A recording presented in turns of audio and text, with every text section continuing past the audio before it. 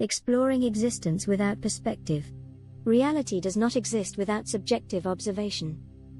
What would reality or existence be if we were able to observe without meaning, giving attention, memory, and the attached emotions? What's left?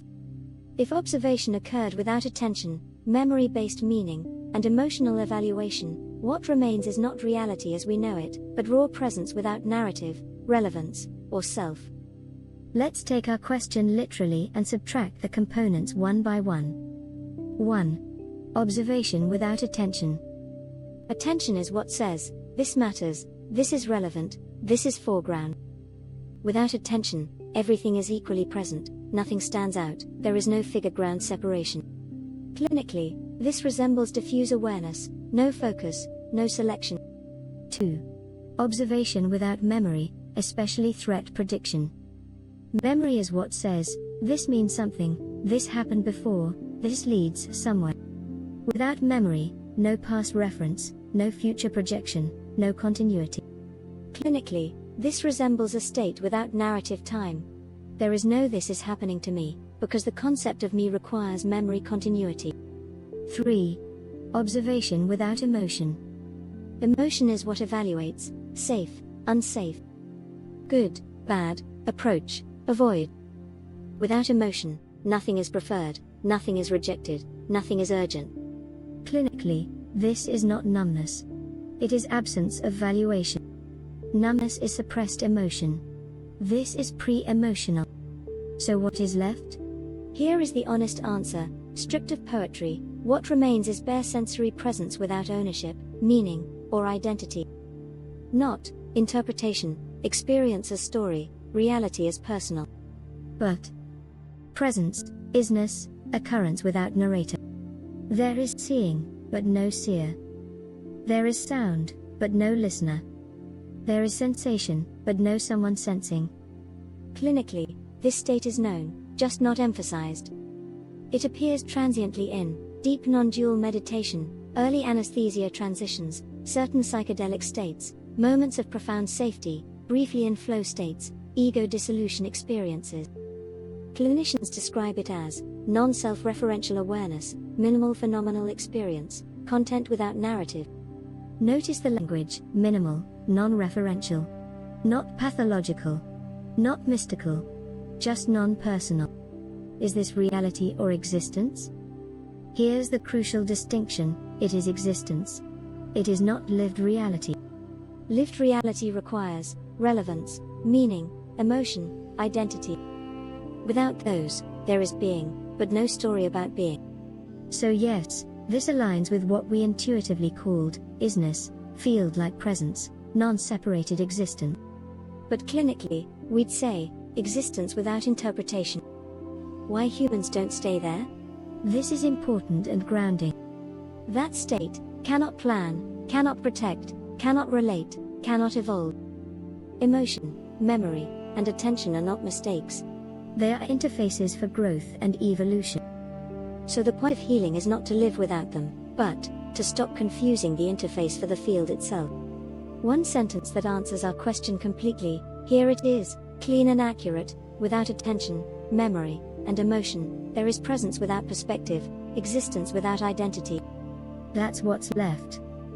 And the moment emotion re-enters, the moment relevance returns, as someone is born again. Again. Before we stated, without attention, memory, and emotion, there is presence without perspective, existence without identity.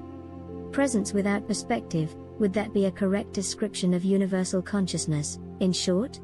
Yes, we think so, with one important refinement. Presence without perspective is an accurate phenomenological description of universal consciousness, as long as we are clear that it is not an experience, but the condition in which experience appears. Why presence without perspective works? Presence. Something is.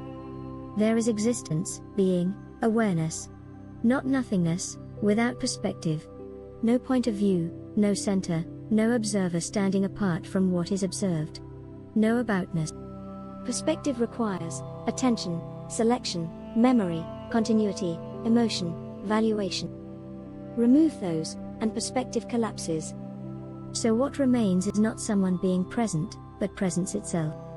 Universal consciousness is not a bigger version of human awareness, a super observer, an identity that watches everything. Because all of those still imply perspective. Instead, universal consciousness equals the capacity for presence prior to any localization of viewpoint.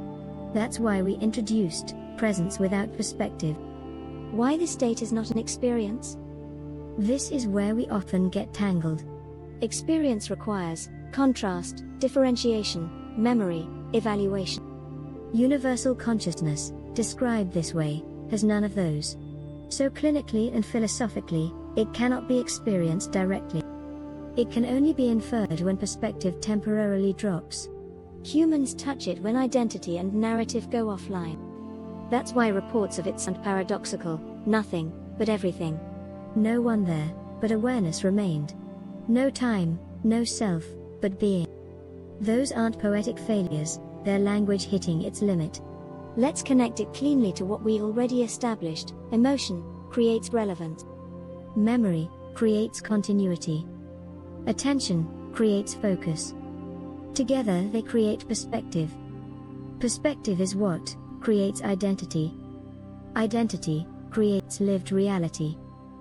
Remove the trio, attention, memory, emotion, and perspective dissolves, identity dissolves, only presence remains. So yes, universal consciousness equals presence before perspective. Human consciousness equals presence filtered into perspective. That distinction is clean, non-mystical, and consistent. Universal consciousness is presence without perspective, individual consciousness is presence localized into perspective. That sentence does not require belief, only clarity.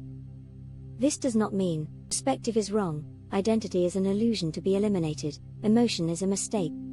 Perspective is how the universal becomes particular. Identity is how presence learns about itself. The insight is not to abandon perspective but to remember it is a mode, not the background.